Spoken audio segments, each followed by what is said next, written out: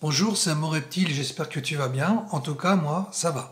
Alors aujourd'hui, je vais te parler des Neritina un peu plus en profondeur. Donc les Neritina sont très connus dans le milieu aquariophile. Ces escargots, comme tous d'ailleurs, sont pêchés dans la nature pour être ensuite vendus dans le commerce. Donc il existe différentes espèces, comme le tacheté ou le zébré pour le plus connu, et pour ne citer que. Mais tu trouves également plusieurs coloris. Donc ils ont quasiment tous la même taille, la seule variation qui va être la couleur de leur coquille.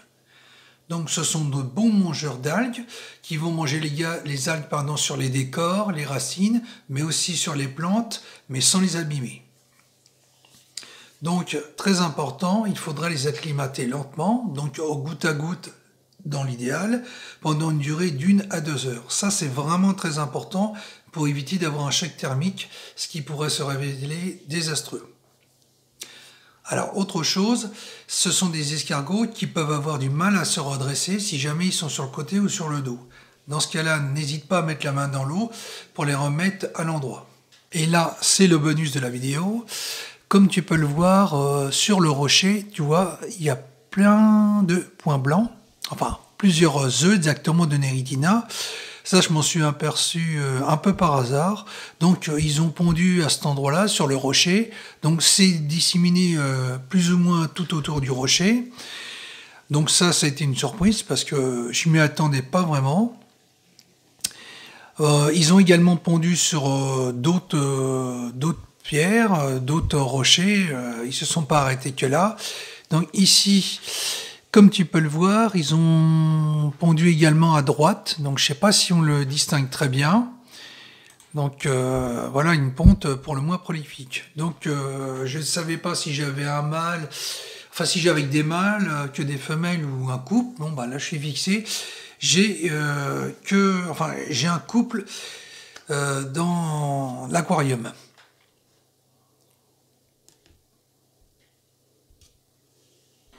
Alors ce que je vais faire, je vais laisser comme ça, hein, on va laisser la sélection naturelle s'opérer, parce qu'il faut savoir que ces escargots ne se reproduisent pas en captivité. Pour les reproduire, il faut vraiment des conditions spécifiques. Déjà, il faut une eau saumâtre, à savoir une eau légèrement à moyennement salée, donc avec une teneur en sel qui est comprise entre 1 et 10 grammes par litre d'eau, contre 35 grammes de sel par litre d'eau dans le mer. Donc tout ça, ça se rencontre essentiellement à l'embouchure des fleuves, quand l'eau douce se mélange à l'eau de mer. Bon, on est loin de ce phénomène quand on est quand on les élève en captivité. Alors, beaucoup d'éleveurs se sont essayés à la reproduction, mais malheureusement, ça n'a pas fonctionné, ça n'a rien donné. Donc, c'est un peu compliqué, on va dire. Mais bon, pour l'instant, moi, ça me va très bien comme ça, parce que je veux pas en avoir trop non plus, parce que après, je serai en surpopulation, avec tous les problèmes que ça impose. Donc, je préfère me cantonner aux deux que j'ai, quitte à en acheter d'autres plus tard, en nombre très restreint, pour les mettre dans un nouvel aquarium, mais avec une coloration différente. Voilà, écoute, on arrive à la fin de la vidéo. J'espère que ça t'aura plu. Si c'est le cas, n'hésite pas à me le dire, à liker, à t'abonner. Moi, je te dis à la prochaine. Bye bye.